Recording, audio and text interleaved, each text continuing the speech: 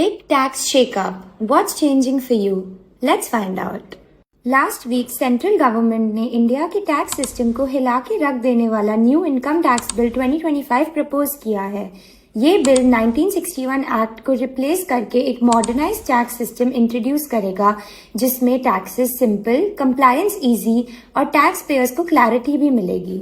आइए समझते हैं ये टैक्स सिस्टम को कैसे बदलेगा। In the biggest change, government ने टैक्स सिस्टम को सिंप्लीफाई और कॉमन पर्सन के लिए टैक्सेस को इजी टू अंडरस्टैंड बनाने के लिए पुराने एक्ट के 819 सेक्शंस को स्लैश करके 536 कर दिया है। गवर्नमेंट ने कंफ्यूजन को हटाने के लिए असेसमेंट ईयर को टैक्स ईयर से रिप्लेस कर दिया है। ये टैक्स ईयर 1 अप्रैल से 31 मार्च तक की इनकम पर टैक्स कैलकुलेट करेगा। गवर्नमेंट ने टैक्स स्लैब्स को सिंपल कर दिया है, यानी कि अब लोअर इनकम अर्नर्स पर इनकम टैक्स का बर्डन कम होगा और हायर अर्नर्स से फेयर कंट्रीब्यूशन लिया जाएगा। गवर्नमेंट ने सारे डिडक्शंस जैसे कि सैलरी, पेंशन और रिटायरमेंट बेनिफिट को कंबाइन करके एक जगह कंसोलिडेट कर दिया है with the objective to make filings easier and more transparent.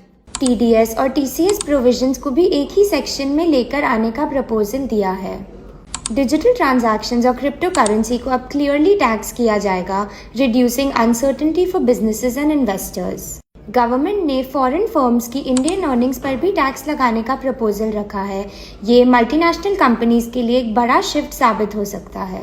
The income tax bill 2025 India के टैक्स सिस्टम को सिंप्लीफाई करने, ट्रांसपेरेंसी प्रमोट करने और इकोनॉमिक ग्रोथ को बूस्ट करने में एक मेजर स्टेप माना जा रहा है।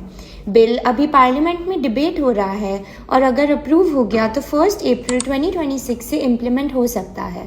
Stay tuned for more updates और ऐसे और वीडियोस के लिए फॉलो टॉरस डिजिटल।